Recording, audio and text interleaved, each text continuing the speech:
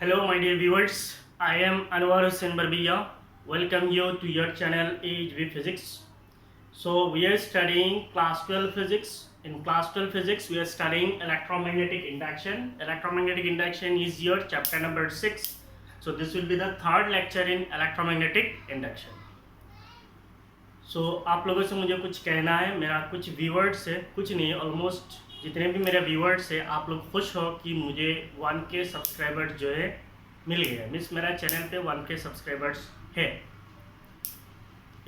इन subscribers के लिए मैं खुद खुशी महसूस कर रहा हूँ, लेकिन मैं उस खुशी को आप लोगों के सामने जाहिर नहीं कर सकता हूँ, उसके कुछ लिमिटेशंस है। ठीक है, एट प्रेजेंट मैं मेंटली स्ट्रेस्ड हूँ और मुझे अगर मान लीजिए आज क्लास नहीं लेना होता कॉलेज का तो मैं वीडियोस नहीं बनाता। मैं वीडियोस इसलिए बना रहा हूँ ताकि मुझे क्लास लेना है और यही मेरा मकसद है।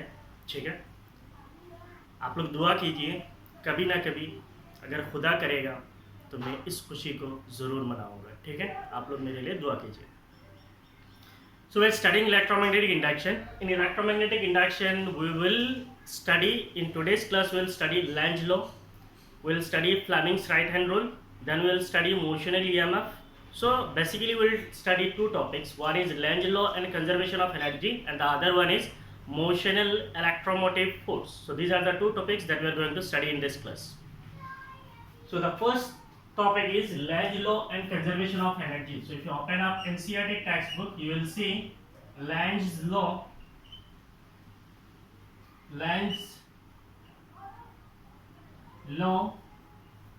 and conservation of energy. So ये आपका टॉपिक है, conservation of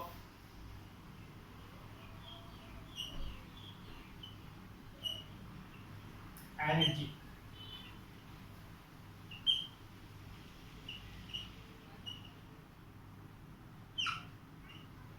Lange law and conservation of energy. So सबसे पहला चीज़ ये है कि आपको लैंज लॉ बोलने से क्या समझ में आता है।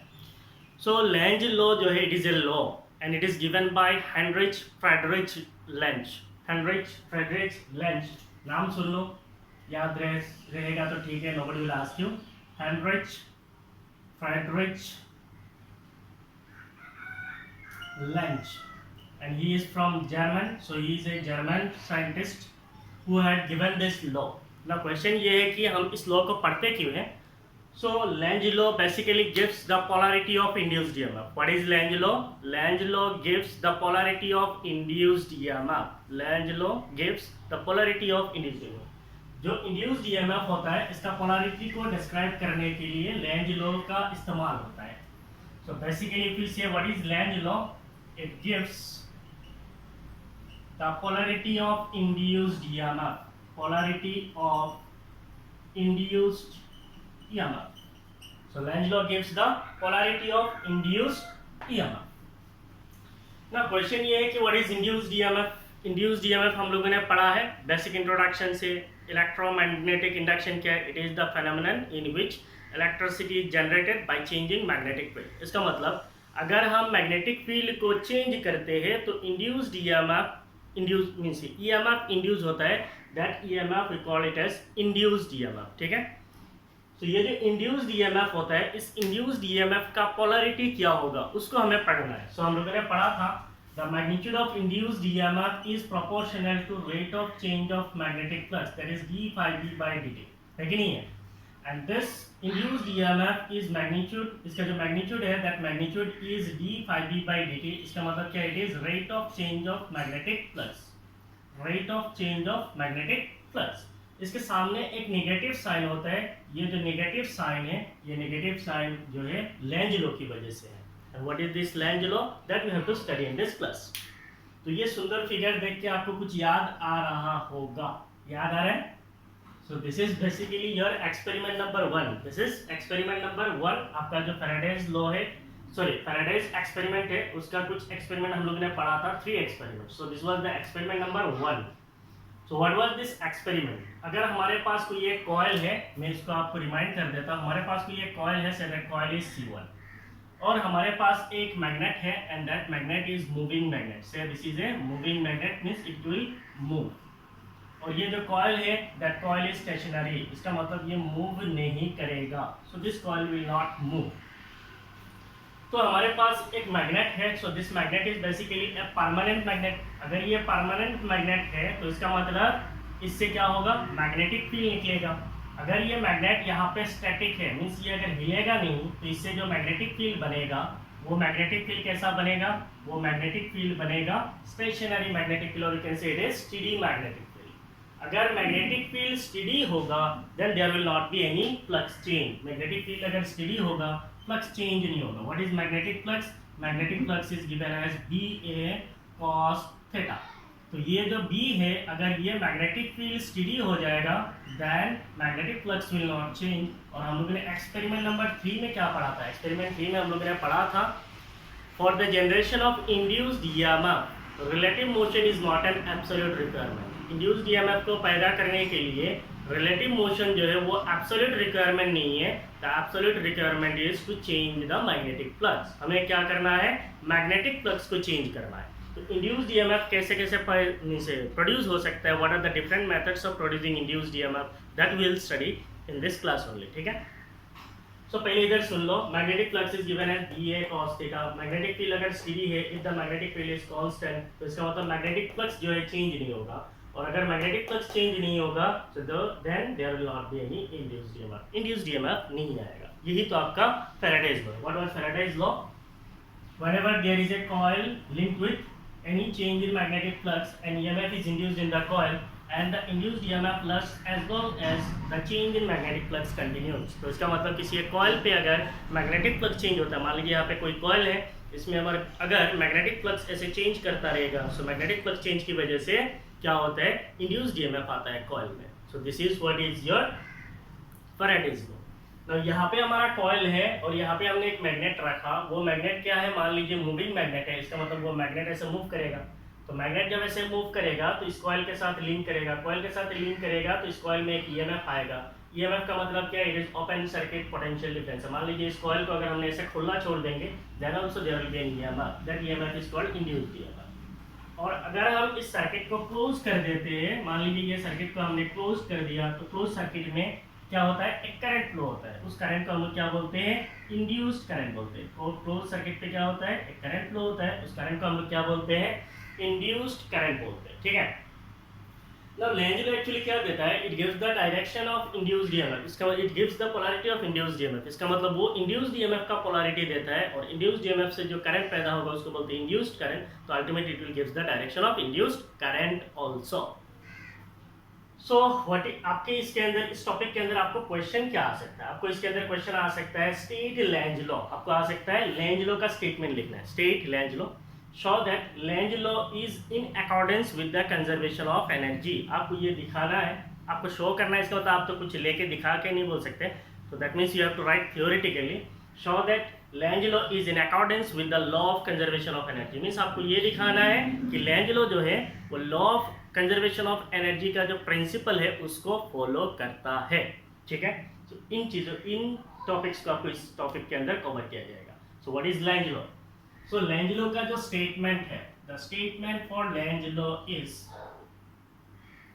Statement for Lenz law, it states that the polarity of induced EMF is such that the polarity of induced EMF is such that it tends to produce a current, tends to produce a current that opposes the change in magnetic flux, that opposes the change in magnetic flux. So what is Lenz law? It states that the polarity of induced EMF is such that it tends to produce a current that opposes the change in magnetic flux that produced it. ये pen आज काम क्यों नहीं कर रहा है? जब इंसान मुसीबत में होता है उसका हर चीज़ जो है उसका साथ नहीं देता है। चलो कोई प्रॉब्लम नहीं है, दुनिया में जितने भी प्रॉब्लम्स होता है वो शॉर्ट टर्म होता है। Opposes the change in magnetic flux that produced it. इसका मतलब क्या है? It states that the polarity of induced EMF is such that it tends to produce a current that opposes the change in magnetic flux that produced it. इसका मतलब क्या है कि Lenz law ने ये कहा है कि इंड्यूस्ड ईएमएफ जो होता है उससे एक करंट पैदा होता है, और वो करंट इस तरीके से पैदा होता है कि वो जिस मैग्नेटिक फ्लक्स चेंज की वजह से पैदा हुआ, मींस इंड्यूस्ड ईएमएफ किसकी वजह से पैदा होता है? मैग्नेटिक फ्लक्स चेंज की वजह से। तो जिस मैग्नेटिक फ्लक्स चेंज की वजह से इंड्यूस्ड ईएमएफ पैदा होता है, तो इंड्यूस्ड करंट जो है उस मेन मैग्नेटिक फ्लक्स को क्या करता है? अपोज करता है। कैसे अपोज करता है? तो ये मैग्नेट है, इस मैग्नेट से क्या होगा? ऐसा मैग्नेटिक फील्ड लाइंस निकलेगा। ये मैग्नेटिक फील्ड लाइन जब इसके साथ लिंक करेगा, इसका मतलब the magnetic flux link with the coil will change. अब मान लीजिए ये नॉर्थ पोल जब इसके पास आएगा तो इसके अंदर क्या होगा? मैग्नेटिक फ्लक्स का चेंज होगा। ऐसे आने से क्या होगा? मैग्नेटिक फील्ड फ्लक्स डेंसिटी जो है चेंज होगा या नहीं होगा? What is this phi is equal to VA cos theta, हमेशा याद रखना।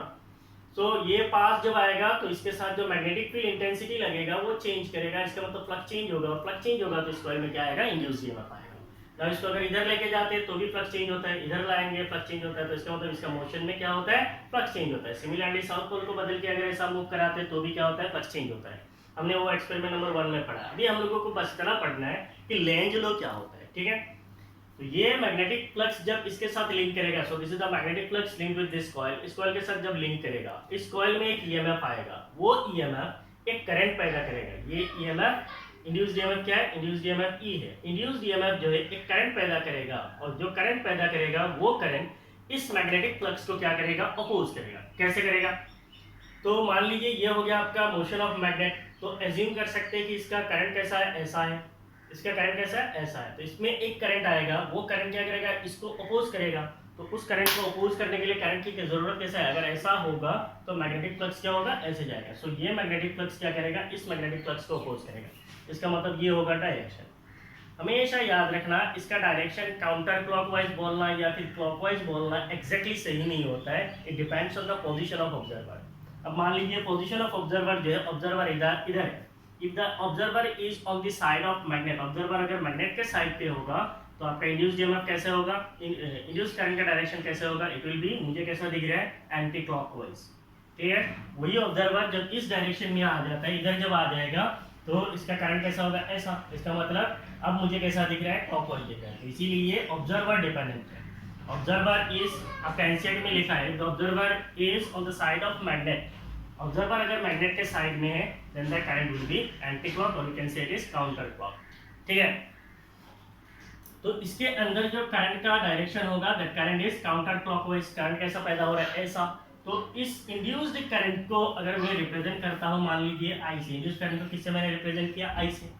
तो इस इंड्यूस्ड करंट की वजह से जो फ्लक्स पैदा होगा, कैसे पैदा होगा? इंड्यूस्ड करंट की वजह से जो फ्लक्स पैदा होगा वो इस डायरेक्शन में होगा। इसका मतलब ये मेन फ्लक्स को अपोज करेगा। वही चीज यहाँ पे it states that the polarity of induced EMF, induced EMF का जो पोलैरिटी होगा इज सच दैट, ये ऐसा होगा, it tends to produce a current, ये एक ऐसा करंट बनाएगा that opposes the change in magnetic flux. ये क्या करेगा? चेंज इन मैग्नेटिक फ्लक्स को अपोज करेगा that produced it.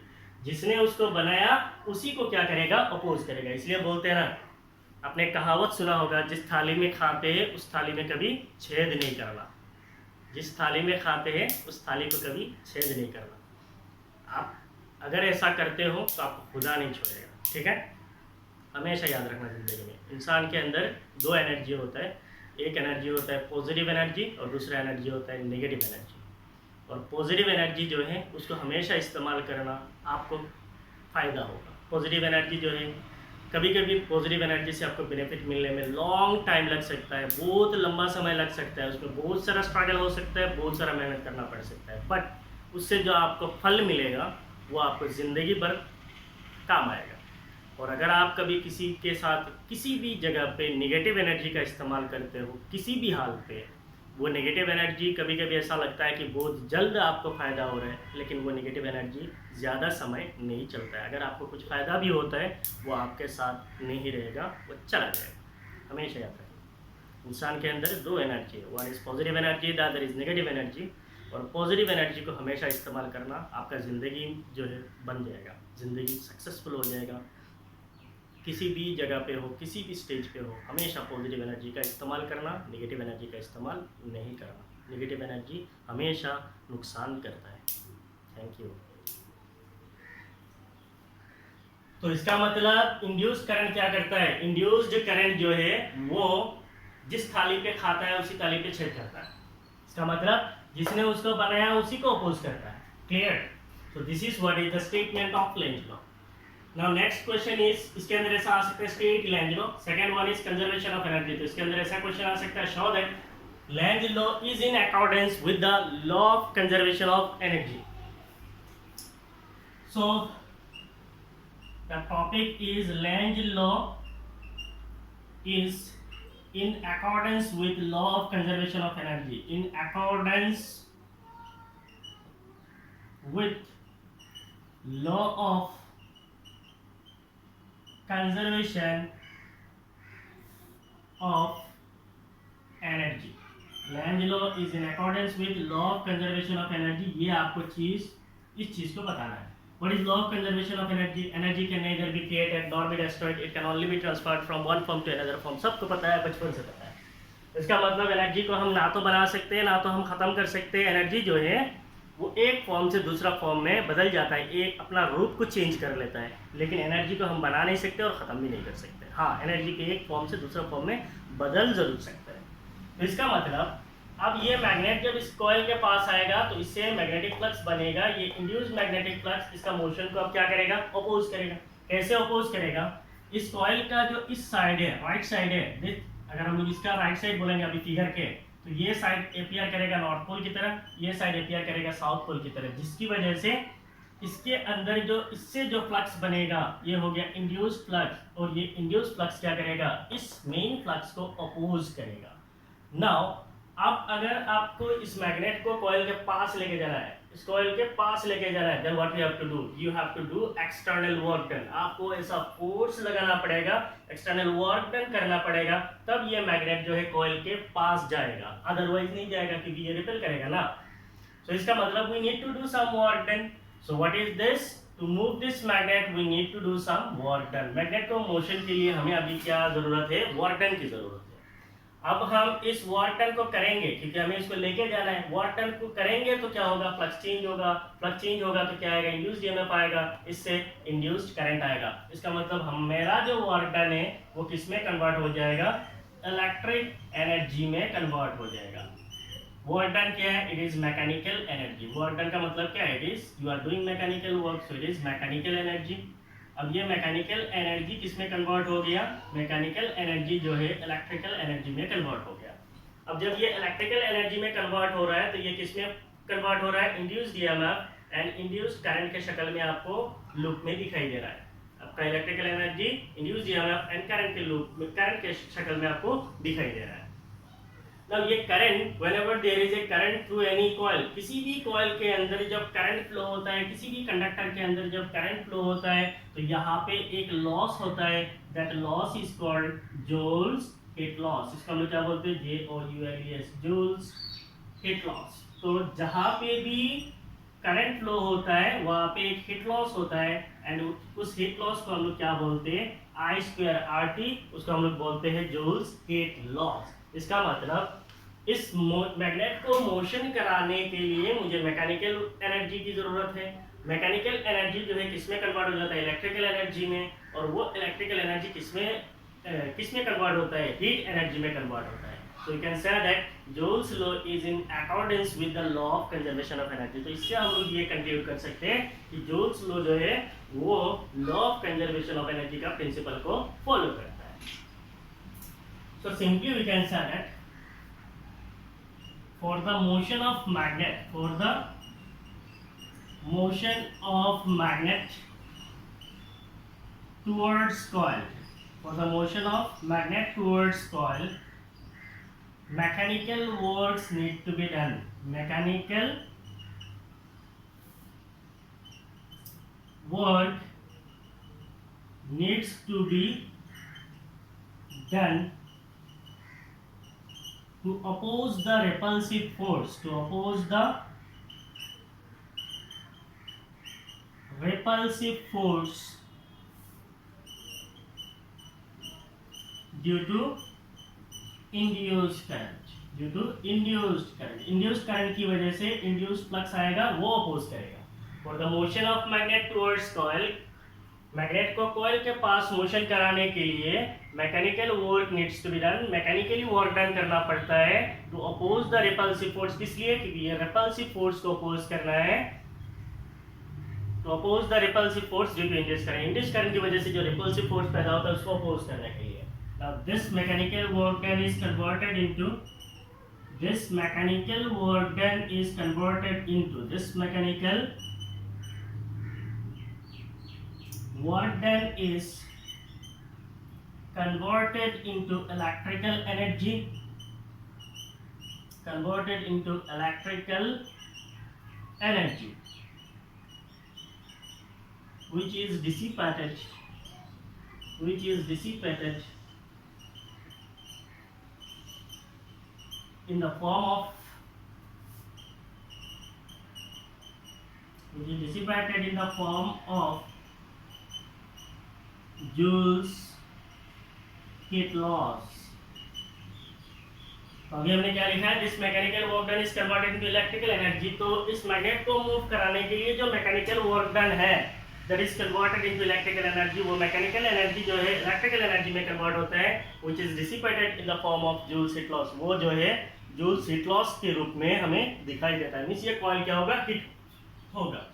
So we can conclude that this Lenz law follows law of conservation of energy, law of conservation of energy. तो इसीलिए हम लोग बोल सकते हैं लेंज लॉ जो है law of conservation of energy का प्रिंसिपल को फॉलो करता है. और इस चीज को ऐसे राइट साइड में से गोल करके रख लेना, ये आपको हमेशा याद रखेगा, याद दिलाएगा what is law of conservation of energy और what is the principle of law of conservation of energy used in Lenz law. And I hope ये टॉपिक आपका क्लियर हो गया है. आपको अगर नोट्स लिखना है तो आप इसको स्टेटमेंट लिखेंगे, इस पार्ट को लिखेंगे, फिगर को ड्रॉ करेंगे, आपका नोट्स क्लियर. ठीक है, पोज मारिए, लिख लीजिए.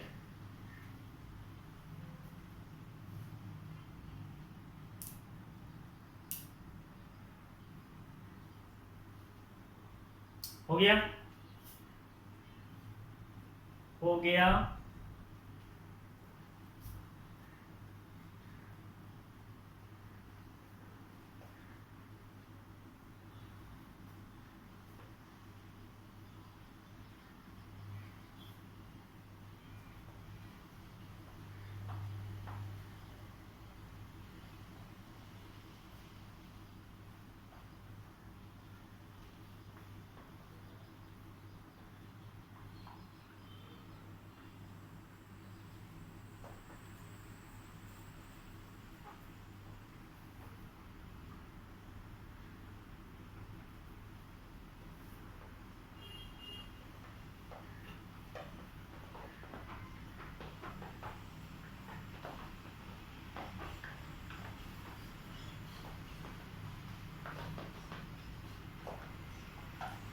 कभी नहीं छूटता है, पता नहीं.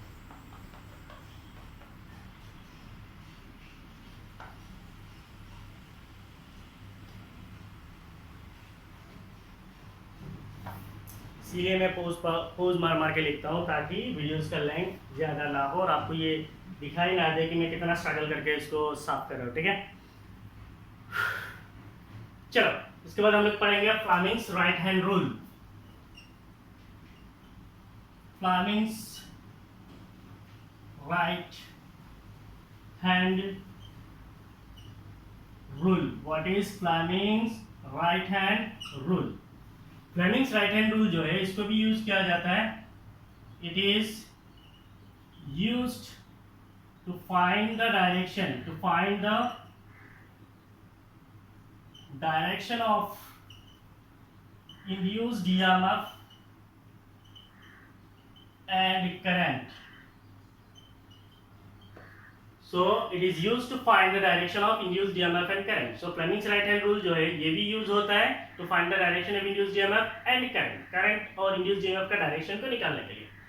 तो इसको हम लोग कैसे एक्सप्लेन करेंगे? चलो मैं आपको ऐसे बता रहा हूँ. अगर आपको कभी आता है स्टेट बोल के लिखने के लिए तो आपको ये फिगर की कोई ज़रूरत नहीं है. फिगर जो है आपको खाली एक्सप्लेन करने के लिए मैं यूज़ कर रहा हूँ. Only for the explanation. So we are using two magnets. मान लीजिए ये एक मैग्नेट है. This is a permanent magnet.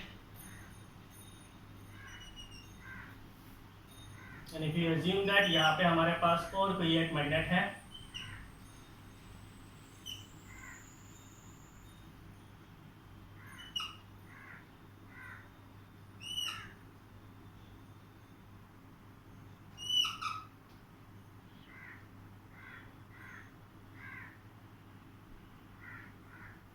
मान लीजिए इधर आपका नॉर्थ पोल है और इधर आपका साउथ पोल है. So this side is north pole, this side is south pole. तो इसके अंदर क्या होगा? There will be a uniform magnetic field. यहाँ पे एक यूनिफॉर्म मैग्नेटिक फील्ड बनेगा. So that uniform magnetic field is B vector. Clear? So यहाँ पे दो मैग्नेट है. ऑब्वियसली इधर नॉर्थ है तो इधर कहीं पे साउथ होगा, इधर साउथ है तो इधर नॉर्थ होगा, क्योंकि मैग्नेट का तो पोल्स मोनोपोल्स नहीं होता है. तो इस साइड में नॉर्थ है, इधर साउथ है. So there will be uniform magnetic field. इस यूनिफॉर्म मैग्नेटिक फील्ड के अंदर मान लीजिए मैं अगर किसी एक कंडक्टर को रख लेता हूँ. से this is a conductor and this conductor is placed inside the uniform magnetic field. इस कंडक्टर को हमने कहाँ पे रखा है? यूनिफॉर्म मैग्नेटिक फील्ड के अंदर रख दिया. ठीक है. Now what is Fleming's right hand rule? Fleming's right hand rule को मैं पहले आपको समझा देता हूँ. मान लीजिए ये आपका लेफ्ट हैंड है, ये आपका राइट हैंड है. सो आप पहले राइट हैंड को ऐसे कीजिए. Done. Then you have to stretch your thumb. So this is your thumb. You have to stretch your forefinger. So this is the forefinger, and stretch your middle finger. So this is the middle finger. Stretch your thumb, forefinger, and middle finger such that the three fingers are mutually perpendicular to each other. ये तीनों finger कैसा होना चाहिए? Mutually perpendicular to each other होना चाहिए. Means ये तो mutually perpendicular means ये 90 डिग्री, ये 90 डिग्री means ये एक दूसरे के साथ 90 डिग्री मेंटेन करना चाहिए. Next, if the forefinger is in the direction of magnetic field. अगर forefinger magnetic field के डायरेक्शन में होगा, thumb is in the direction of motion of conductor. thumb जो है कंडक्टर का मोशन की तरफ अगर होगा, then this middle finger will give the direction of induced current. याद रहेगा, ये motion of conductor है, ये magnetic field है, और ये क्या है? induced current है. ये क्या है? motion of conductor, magnetic field, induced current. If the forefinger is in the direction of magnetic field, thumb is in the direction of motion of conductor, then middle finger will give the direction of induced current. So this is your Fleming's right hand rule. अब मेरा drawings उतना सुंदर नहीं होता है, फिर भी मैं ट्राई करूँगा. मान लीजिए ये आपका थंब है, ये फोर फिंगर है. फोर फिंगर इससे छोटा होता है.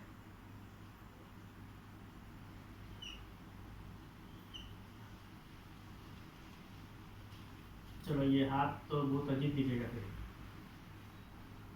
फिजिक्स का वाला ये हाथ होता है.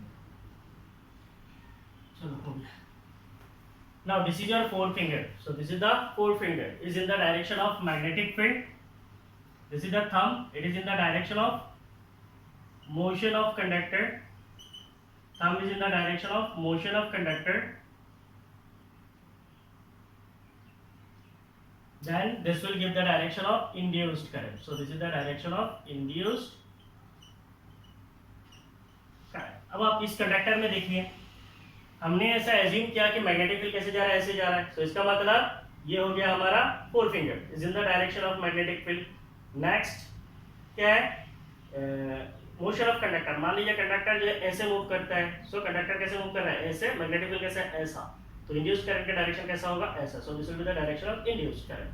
तो इसके अंदर जो इंड्यूस्ड करंट का डायरेक्शन होगा, that induced current direction will be in this way. Induced current किधर फ्लो होगा? कंडक्टर के अंदर इस डायरेक्शन में फ्लो होगा. Clear?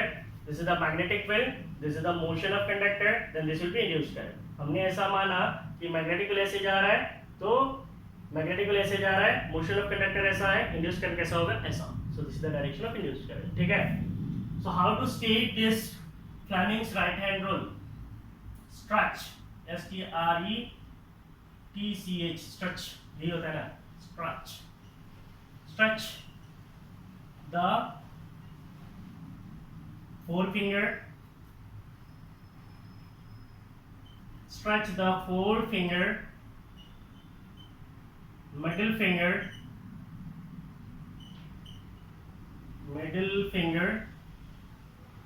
and thumb, stretch the forefinger, middle finger and thumb of your right hand,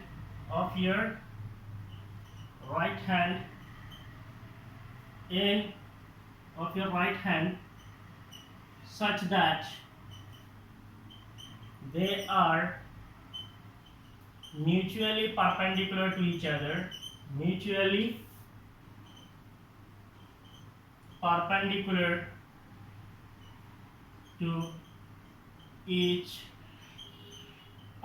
Stretch the forefinger, middle finger and thumb of your right hand such that they are mutually perpendicular to each other. If the forefinger points in the direction of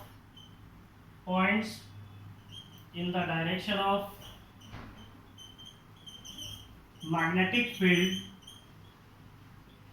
the forefinger points in the direction of magnetic field, thumb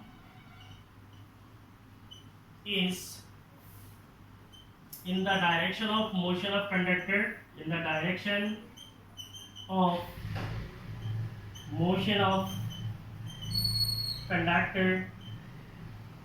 then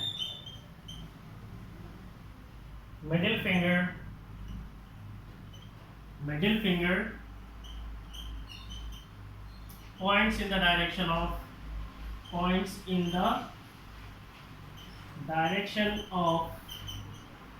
induced current. So this is your Fleming's right hand rule. Stretch the forefinger, मैं फिर से explain कर रहा हूँ. Stretch the forefinger, this is the forefinger, middle finger and thumb of your right hand such that they are mutually perpendicular to each other. If the forefinger points in the direction of magnetic field, forefinger is in the direction of magnetic field, thumb points in the direction of motion of conductor, then middle finger points in the direction of induced current. So this is your Fleming's right hand rule and it is used to find the direction of induced current or induced EMF. So आप लोग इसको pose मारिए, जल्दी लिखिए.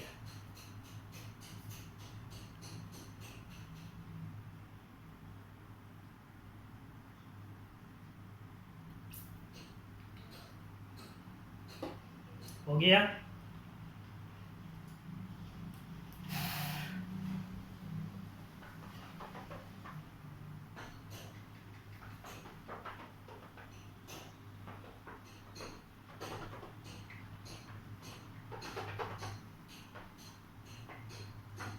चलो pose मार देता हूँ, नहीं तो ये लंबा हो जाएगा. So now we'll study methods of producing induced EMF. Methods of producing induced EMF means हम induced EMF को produce करने के लिए क्या क्या methods है. What are the different methods of producing induced EMF? So what is according to Faraday's law? According to Faraday's law,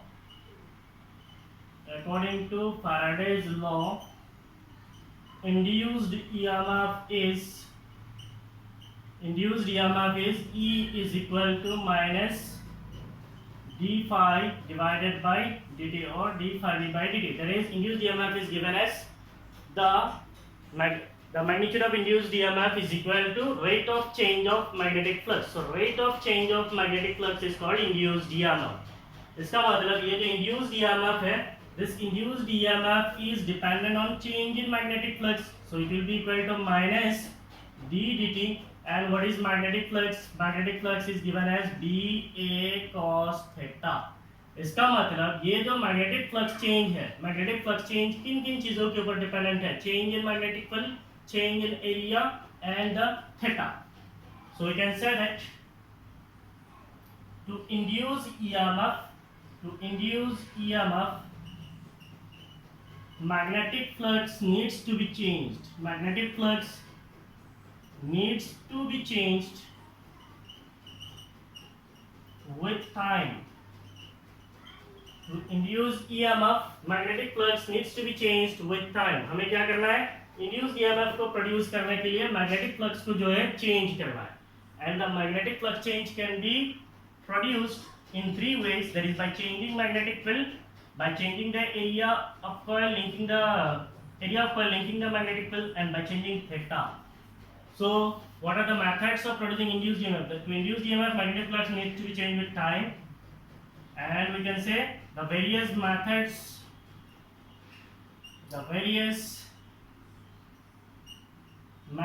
of changing magnetic flux, or inducing EMF are. तो क्या क्या मेथड से हम लोग मैग्नेटिक फ्लक्स चेंज कर सकते हैं? उसी मेथड से हमें क्या मिलेगा? इंड्यूस्ड ईएमएफ मिलेगा.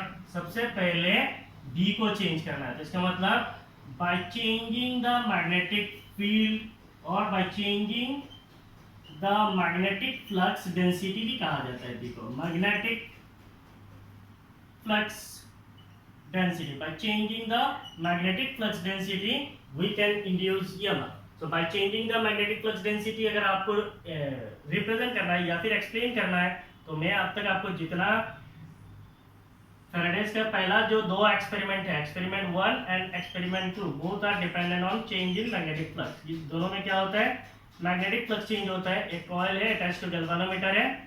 सो this is a galvanometer and there is a magnet. So this is a magnet. When this magnet moves towards the coil, then there is change in magnetic flux. So magnetic flux change होता है, उससे induced EMF आता है. So this side is say north pole, this side is say south pole. तो इसका मतलब इसका पूरा explanation आपको पता है. By changing the magnetic flux density, इसका मतलब हमें क्या चेंज करना है? Magnetic flux density को चेंज करना है, B वेक्टर को चेंज करना है, उसका मैग्नीट्यूड को चेंज करना है. तो हमें क्या मिल जाएगा? फ्लक्स चेंज होगा और फ्लक्स चेंज से induced EMF आएगा. So इससे आप एक्सप्लेन कर सकते हो. So what is the second method? By changing the area of coil,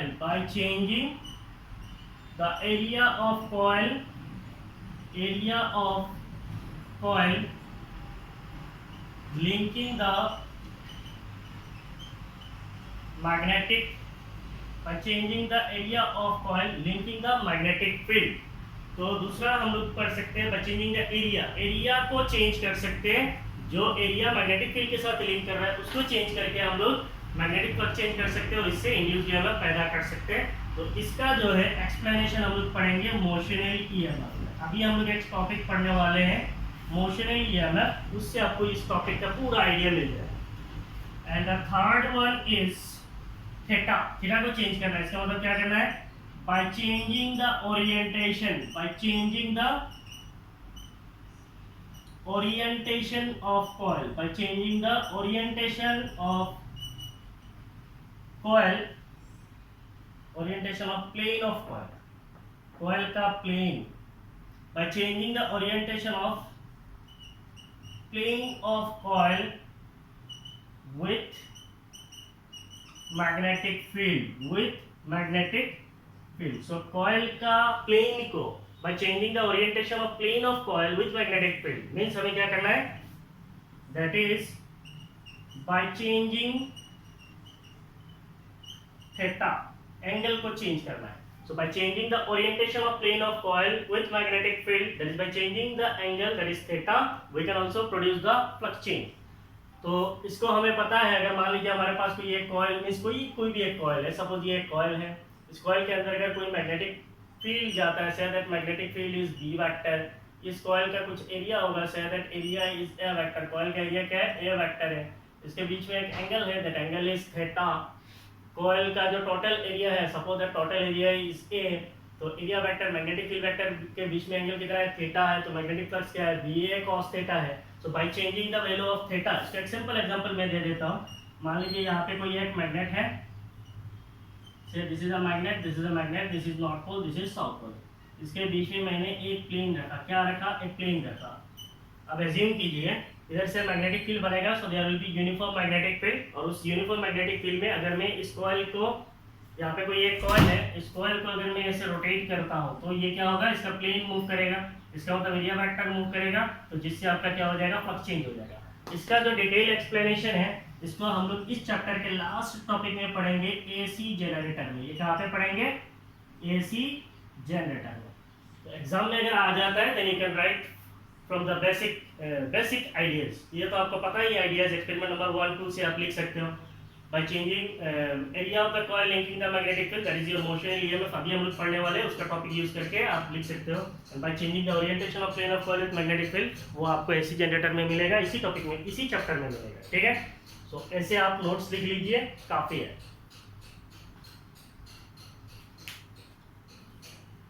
So these are the various methods of producing flux change, and this flux change will induce EMF.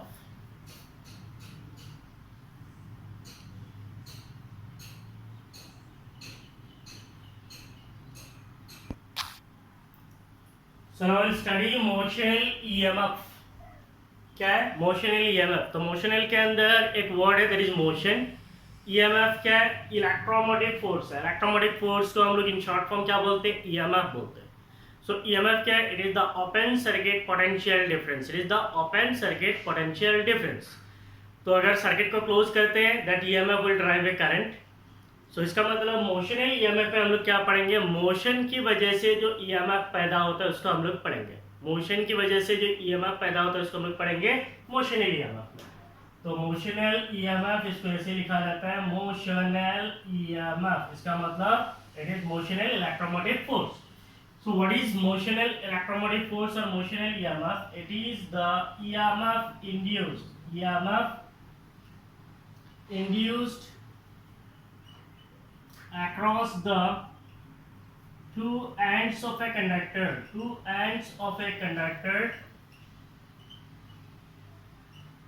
due to its motion in a magnetic field. The EMF induced across the two ends of a conductor due to its motion in a magnetic field is called motional EMF. तो motional EMF का मतलब क्या है, it is the EMF induced across the two ends of a conductor। किसी एक conductor के अंदर पे जो EMF induced होता है due to its motion in a magnetic field is called motional EMF।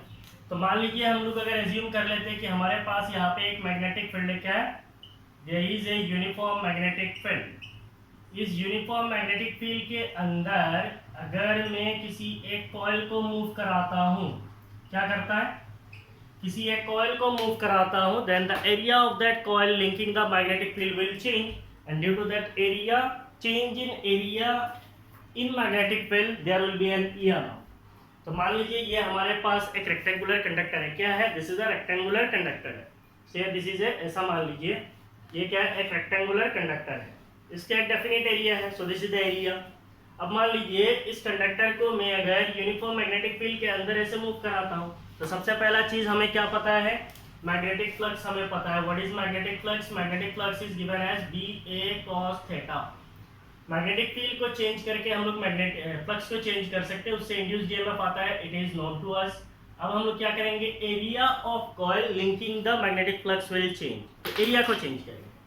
तो ये मान लीजिए ये पूरा एरिया अगर मैग्नेटिक फील्ड के अंदर आ जाता है, इसका मतलब the whole area is linked with the magnetic field. अब एज्यूम कीजिए मैं इस कॉइल को अगर ऐसे लाता हूँ, इसका मतलब कुछ एरिया भी मैग्नेटिक फील्ड के अंदर आया, इसको ऐसे लाता हूँ तो और ज्यादा एरिया आया, इसको और ऐसे लाता हूँ तो इसका मतलब क्या, पूरा एरिया मैग्नेटिक फील्ड के अंदर आया। तो इसका मतलब मैं ऐसे अगर मूव करता हूँ तो इसका मतलब मैं क्या कर रहा हूँ, एरिया को चेंज कर रहा हूँ। मैग्नेटिक फील्ड के साथ जो एरिया लिंक कर रहा है, ये हो गया एरिया जो मैग्नेटिक फील्ड के साथ लिंक कर रहा है। तो इसको अगर मैं ऐसे मूव करता हूँ, इसका मतलब area linking the magnetic flux is changing, area of the coil linking the magnetic field is changing. Area अगर चेंज करेगा तो इससे क्या होगा, फ्लक्स चेंज होगा। फ्लक्स चेंज होगा तो इस कॉइल में एक EMF आएगा, उसको हम लोग बोलते हैं motional EMF। Simply if you consider this is a conductor, इस कंडक्टर को अगर मैं ऐसे यूनिफॉर्म मैग्नेटिक फील्ड के अंदर ऐसे मूव कराता हूँ तो इससे क्या होगा, there will be change in magnetic field linking the area of this conductor, और इसके दोनों एंड्स पे एक EMF आएगा, उसको हम लोग बोलते हैं मोशनल EMF। तो आपको इसमें क्वेश्चन आ सकता है स्टेट मोशनल ईएमएफ और what is motional EMF.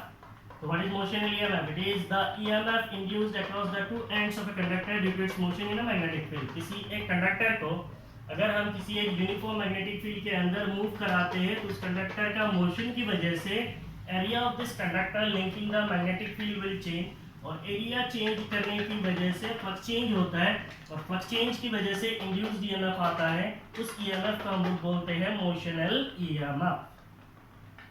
Done.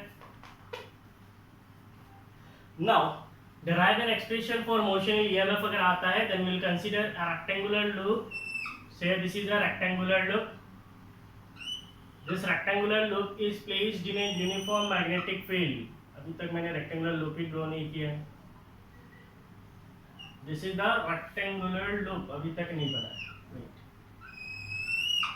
So this is a rectangular loop. And this rectangular loop is placed in a uniform magnetic field. अभी तक rectangular loop पूरा नहीं बना है, ठीक है? So मान लीजिए ऐसा शेप का एक कंडक्टर है और आपके पास और एक कंडक्टर है। Say that conductor is ये। ये जो कंडक्टर है ये आपका मूव कर सकता है। ये तीनों क्या है? फिक्स्ड है। लेकिन ये कंडक्टर जो है, ये कंडक्टर क्या कर सकता है? ऐसे मूव कर सकता है। Now ये हो गया हमारा rectangular conductor. Suppose that rectangular conductor is PQRS। तो ये रेक्टेंगुलर कंडक्टिंग लूप है, मींस ये कंडक्टिंग मटेरियल से बना हुआ है। And will place this rectangular conducting loop in A uniform magnetic field. इसको हम किसी एक यूनिफॉर्म मैग्नेटिक फील्ड के अंदर रख देंगे। Say there is a uniform magnetic field. तो ये हो गया यूनिफॉर्म मैग्नेटिक फील्ड। ये क्रॉस्ड मैग्नेटिक फील्ड है। इसका मतलब क्या है? मैग्नेटिक फील्ड इज एंटरिंग और coming out of the plane. The magnetic field is entering into the plane of this loop. इस प्लेन ऑफ लूप में एंटर कर रहा है। So this is the uniform magnetic field.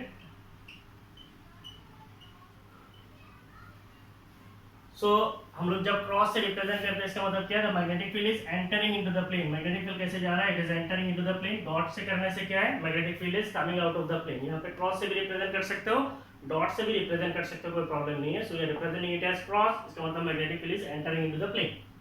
तो ये जो conductor PQ है, ये कंडक्टर ऐसे मूव कर सकता है। आप इधर देखिए, इस कंडक्टर को अगर मैं इधर लाता हूँ तो एरिया कितना बन जाएगा? ये एरिया बन जाएगा। इस कंडक्टर को अगर मैं इधर लाता हूँ तो एरिया कितना बन जाएगा? इतना हो जाएगा। कंडक्टर को इधर लाता हूँ तो एरिया कितना हो जाएगा? इतना एरिया हो जाएगा। इसका मतलब इस कंडक्टर का मोशन की वजह से इस लूप का एरिया चेंज होता है। कंडक्टर का मोशन की वजह से लूप का एरिया चेंज होता है, और कंडक्टर की मोशन की वजह से लूप का एरिया चेंज होने की वजह से फ्लक्स चेंज होता है, और फ्लक्स चेंज होने की वजह से इस कंडक्टर के अक्रॉस पे एक ईएमएफ आएगा, और ये क्लोज सर्किट है तो इसके अंदर एक करंट फ्लो होगा। So that current is called induced current, और जो ईएमएफ पैदा होता है उस ईएमएफ को कहा जाता है induced EMF. Suppose the conductor, ये जो PQ है, it is movable and it is moving towards slab with a velocity, so that velocity is v vector. हमारा कंडक्टर PQ जो है वो मूवेबल है, वो मूव कर सकता है इन द मैग्नेटिक फील्ड, और वो किधर मूव कर रहा है? लेफ्ट साइड में मूव कर रहा है with velocity, so that velocity is v vector. ठीक है, आपको कहानी पूरा समझ में आया? हमारे पास एक यूनिफॉर्म मैग्नेटिक फील्ड है। So this is our uniform magnetic field. This is a rectangular conducting loop. ये वाला थोड़ा टेढ़ा हो गया, आप लोग सीधा करके ड्रॉ करेंगे। तो ये हो गया रेक्टेंगुलर कंडक्टिंग लूप। इसका प्लेन कैसा है? ऐसा है। रेक्टेंगुलर कंडक्टिंग लूप का प्लेन में मैग्नेटिक फील्ड कैसे जा रहा है? ऐसा जा रहा है। इसका मतलब the magnetic field is perpendicular to the plane of the loop. Magnetic field is perpendicular to the plane of the loop. So we are now going to derive the expression for motional EMF. Expression for motional EMF. So first we are considering a straight conductor. Consider a straight conductor. Straight conductor moving in a time independent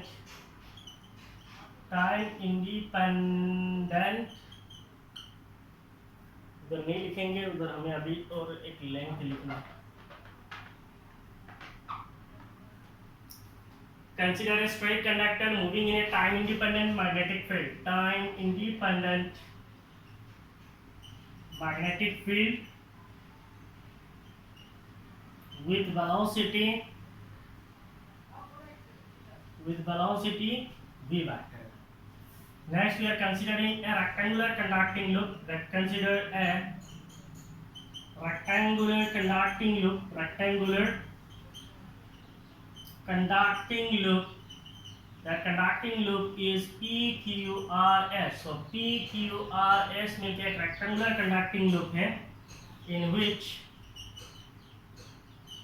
arm PQ is free to move, और जिसमें arm PQ जो है वो move कर सकता है, it is free to move. अब ये अगर इस साइड का जो लेंथ है इसको अगर हम लोग L से रिप्रेजेंट करेंगे, suppose the length of this side is L, और ये जो RQ लेंथ है, this RQ length if you consider it as x, so RQ length को हमने x माना है और RS लेंथ को हमने L माना है।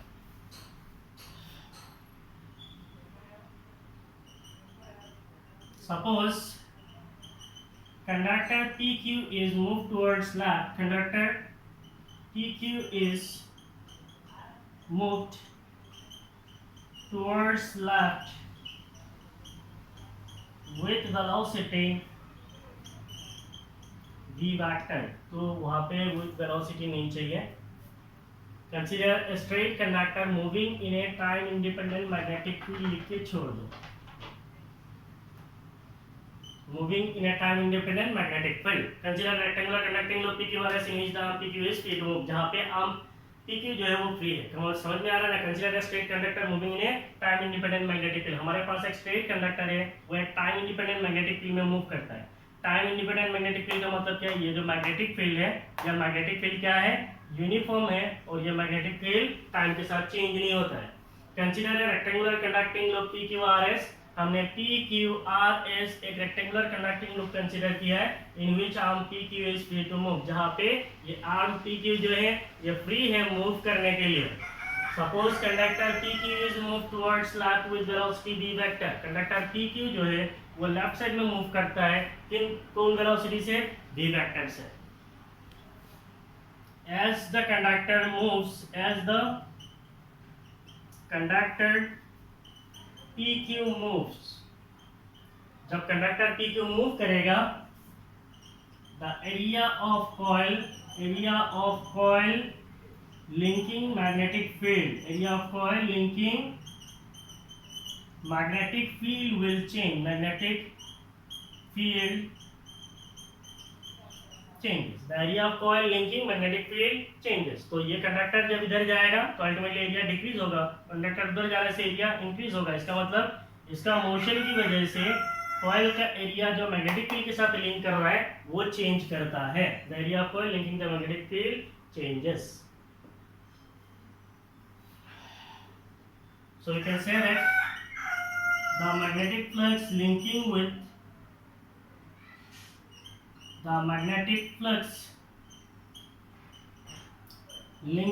the coil, पहले आपको कंसीडर करना है लेंथ, नहीं तो आप कैसे लिख देंगे सीधा?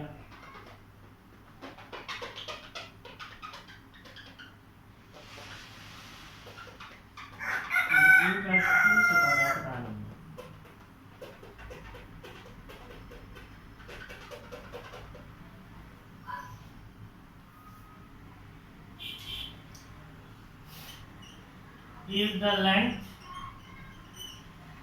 length RQ is equal to x and RS is equal to L, then area of coil linking magnetic field is, if the length RQ is equal to x and RS is equal to L, then the area of coil linking the magnetic field is, what is the area of the coil linking the magnetic field? It is length multiplied by breadth. इसका मतलब क्या है? XL है. So this is the area of coil linking the magnetic field. So what will be the magnetic flux linking with the coil? The magnetic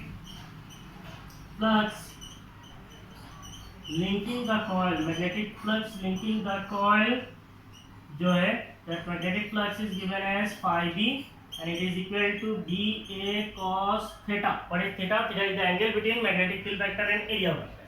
तो अगर मैं बोलता हूँ ये मेरा प्लेन ऑफ कॉइल है, मैग्नेटिक फील्ड वेक्टर कैसा है, ऐसा है, तो इसका मतलब एरिया वेक्टर कैसा है, this is the area vector, magnetic field vector, area vector, ये प्लेन है, so this will be the area vector, area vector, magnetic field vector, they are in the same direction, तो इसका मतलब theta is 0 degree, इसका मतलब B A cos 0 degree, तो cos 0 degree 1 है, तो इसका मतलब बी है, ए क्या है, एरिया है, एरिया क्या है, लेंथ इनटू ब्रेड्थ है, दैट इज एक्सल है, तो इसका मतलब the magnetic flux linking the coil is B x l, ठीक है। सो इसका डेरिवेशन अभी खत्म नहीं हुआ है, आप इसको पोज मारिए, जल्दी लिखिए।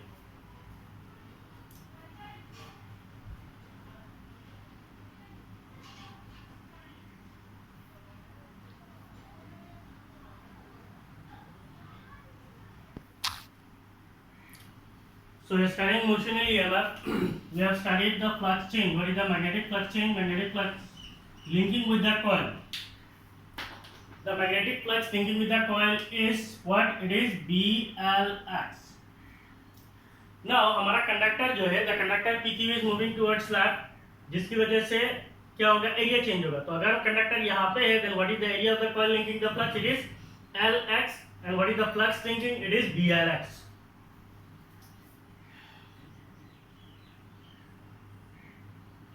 So as the conductor move towards left, as the conductor move towards left, the magnetic flux change is magnetic flux change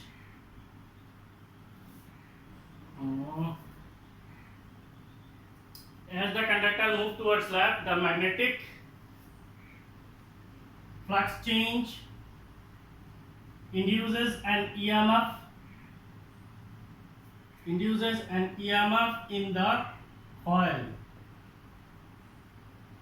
The induced EMF in the coil is induced EMF in the coil is induced EMF is E, it is minus d phi b by dt. So it is minus d dt. What is the flux? The flux is BLX. So we can say that the induced EMF is BL आपका constant है और अंदर क्या रहेगा, dx divided by dt. सो ये minus है, तो ये हो जाएगा minus BL and dx by dt जो है इट इज माइनस v है। ये माइनस b क्यों है, क्योंकि अगर हम लोग इसको रेफरेंस मान लेंगे तो लेफ्ट साइड में आने से क्या होगा, वेलोसिटी नेगेटिव, राइट साइड में जाने से वेलोसिटी पॉजिटिव, ऐसे भी मान सकते हैं। दूसरा, लेफ्ट साइड में आने से x डिक्रीज होगा, तो इसीलिए हम लोग बोल सकते हैं माइनस b है, राइट साइड में जाने से x इंक्रीज होगा तो उसको प्लस b बोलेंगे। तो कंडक्टर अगर राइट साइड में जाएगा वेलोसिटी पॉजिटिव होगा, लेफ्ट साइड में आएगा तो वेलोसिटी नेगेटिव होगा। That means the induced EMF is BLV. That means the magnitude of induced EMF is given as BLV and this is the expression for motional EMF. This is the expression for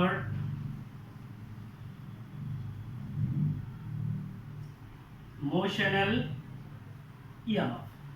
तो अब मुझे समझ में आया ये ink की वजह से हो रहा है। जो इंक मेरा पास है ब्लू इंक, वो इंक जो है बोर्ड के साथ चिपक जाता है, मीन्स उस इंक में कोई प्रॉब्लम है, और ब्लैक इंक खत्म हो गया है, तो आज जाके मार्केट से ब्लैक इंक लाना पड़ेगा, ठीक है। सो आई होप आपको समझ में आ गया मोशनल ईएमएफ। फिर से मैं बता देता हूँ, हमारे पास एक यूनिफॉर्म मैग्नेटिक फील्ड है, ये हो गया यूनिफॉर्म मैग्नेटिक फील्ड। इसके अंदर हमने एक रेक्टेंगुलर कंडक्टिंग ग्रुप रखा है PQRS। इस रेक्टेंगुलर कंडक्टिंग ग्रुप के अंदर PQ जो है वो मूवेबल है, राइट लेफ्ट जा सकता है। हम कंडक्टर PQ को लेफ्ट साइड में मूव करेंगे, कंडक्टर PQ को लेफ्ट साइड में मूव करने से एरिया चेंज होगा, एरिया चेंज होने से फ्लक्स चेंज होगा, और फ्लक्स चेंज जब किसी कॉइल के साथ लिंक होता है उसमें एक EMF आता है, उस EMF को बोलते हैं हम लोग इंड्यूस्ड EMF। यहाँ पे कंडक्टर की मोशन की वजह से EMF है, इसीलिए इसको कहा जाता है motional EMF। The expression for motional EMF is BLV। तो आप लोग इस एक्सप्रेशन को कंप्लीट कीजिए। इसके बाद हम लोग पढ़ेंगे motional EMF in terms of Lorentz force, ठीक है।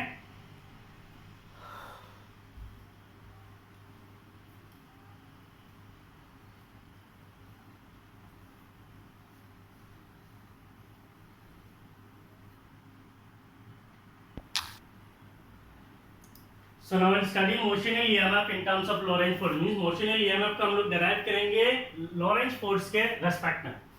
तो लॉरेंज फोर्स क्या होता है आपको पता है। When a charged particle moves in a magnetic field, then the charged particle experience some force. That force is called Lorentz magnetic force. And what is Lorentz magnetic force? The magnitude of Lorentz magnetic force is given as F is equal to Q V B sin theta.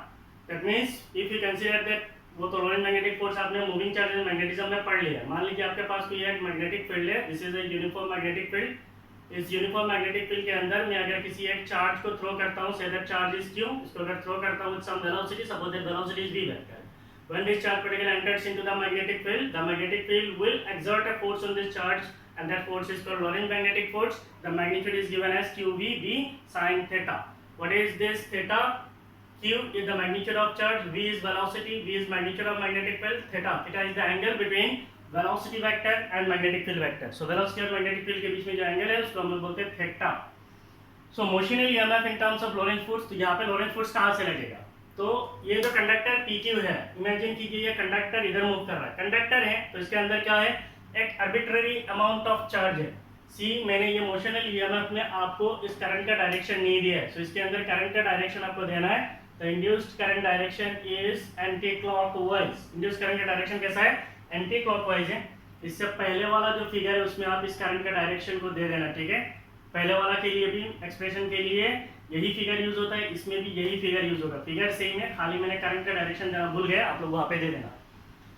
Now इस induced current का direction हम लोग कैसे निकालेंगे? हमें पता है if the four finger is in the direction of magnetic field, middle finger is in the direction of क्या है, forefinger is in the direction of magnetic field, thumb is in the direction of motion of conductor, middle finger will give the direction of induced current. तो अगर हम लोग यहाँ पे देखेंगे, so this is the forefinger is in the direction of magnetic field, this is the thumb in the direction of motion of conductor, so this is the motion of conductor.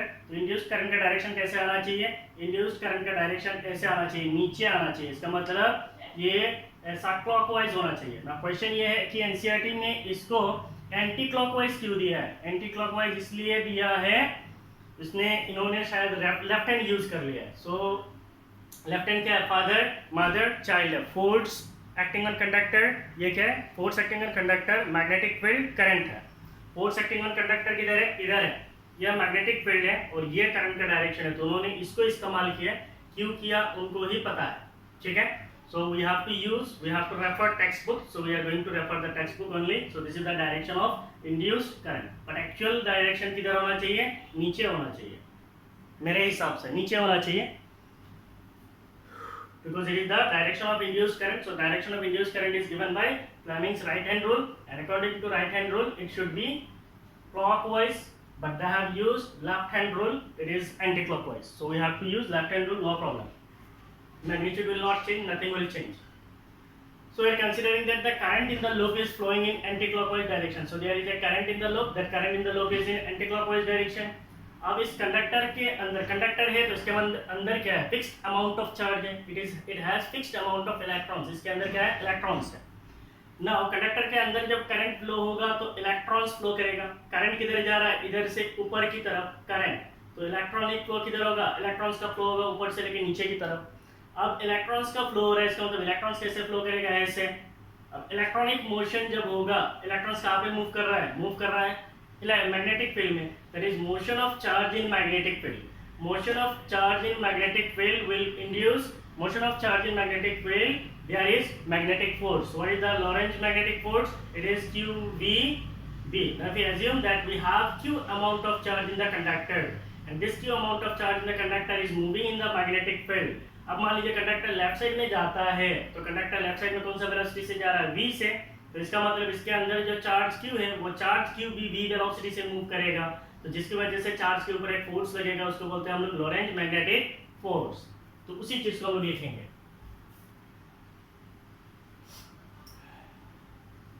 तो consider a conducting loop. Please consider a rectangular conducting loop PQRS in which the arm PQ is movable.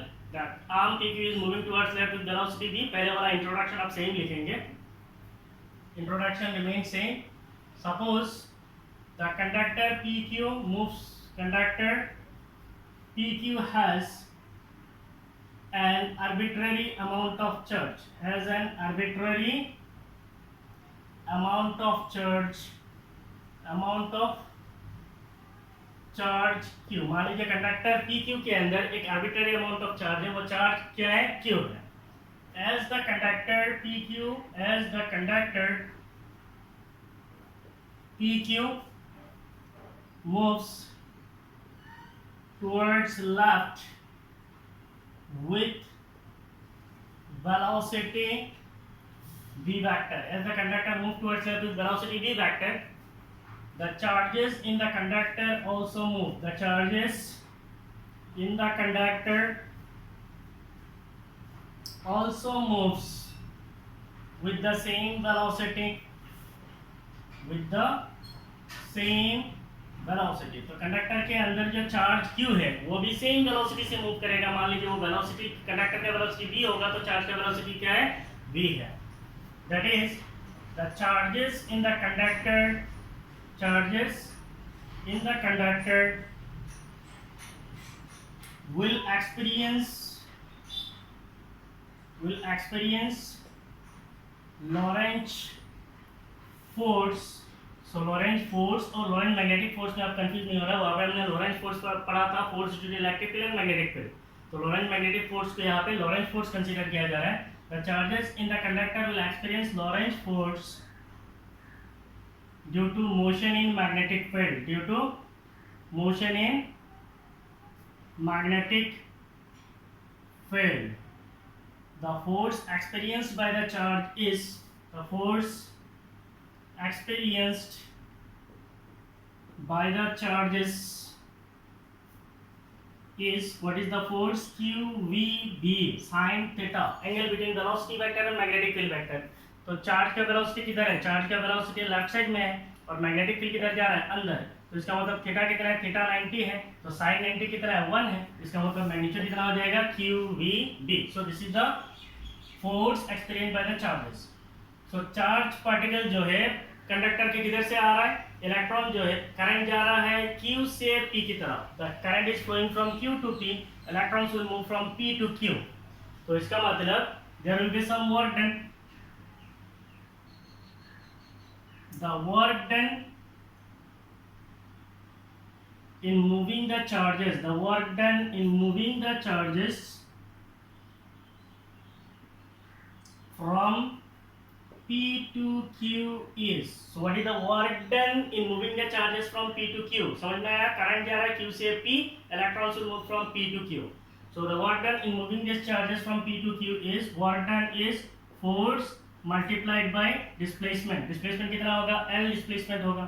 force कितना है? QVB and displacement कितना L है। इसका मतलब क्या हो जाएगा? QVBL will be the work done। So the EMF induced in the loop, EMF induced in the loop is the work done per unit charge। EMF induced in the loop is the work done per unit charge। Therefore induced EMF will be equal to the amount of work done per unit charge। So it is QVBL divided by Q, so it will be equal to BLV। so the induced EMF, पहले जो आपने निकाला था motional EMF, वही expression मिलेगा in terms of Lorentz magnetic force. Lorentz magnetic force के respect में अगर हम लोग डेराइव करेंगे मोशनल EMF तो भी हमें क्या मिलेगा? BLV मिलेगा। कहानी ओवरऑल समझ में आया? कंडक्टर PQ लेफ्ट साइड में जाता है, इसका मतलब कंडक्टर के अंदर इलेक्ट्रॉन्स है, कंडक्टर मूव करेगा विद वेलोसिटी v, इसका मतलब इलेक्ट्रॉन्स भी मूव करेगा विद वेलोसिटी v। इलेक्ट्रॉन्स कहाँ पे मूव कर रहा है? In the magnetic field. तो इलेक्ट्रॉन्स के ऊपर एक फोर्स लगेगा, वो फोर्स कितना होगा? QVB sin theta. थीटा कितना है? 90 डिग्री है। Q है क्योंकि इधर मैग्नेटिक फील्ड है, वेलोसिटी इधर है तो 90 है, तो इसका मतलब QVB होगा। So what will be the work done on this charges in moving from P to Q? Work done is force multiplied by displacement। force is QVB, displacement कितना होगा? L, इसका मतलब QVBL है। Induced EMF और potential, electric potential is the amount of work done per unit charge। Induced EMF क्या होगा? Work done by charge, work done is QVBL by Q, work done is QVBL divided by Q, so Q will get cancelled, we'll have BLV। सो इसका मतलब induce EMF क्या है, BLV है। So this is the expression for motional EMF in terms of Lorentz force. ठीक है, तो इसके साथ हमारा ये क्लास यहाँ पे ख़त्म होता है। और मुझे आप लोगों से एक रिक्वेस्ट है, जो लोग मेरे स्टूडेंट हो इसका मतलब जो लोग मेरे चैनल को फॉलो करते हो, मुझे फॉलो करते हो, आप लोग मेरे चैनल को देखना। और कुछ मैं नहीं बोल रहा बहुत ज़्यादा, 1 or 2 students are there who really does bad comments in my channel. I really don't like you. Please do not come to my channel. I don't need you. अगर आपको किसी और चैनल में मज़ा आता है, इस दुनिया में मिलियंस ऑफ चैनल हैं, वहाँ पे चले जाइए। मैं आपको हाथ जोड़ के माफ़ी मांगता हूँ, मेरा चैनल पे आप मत आइए।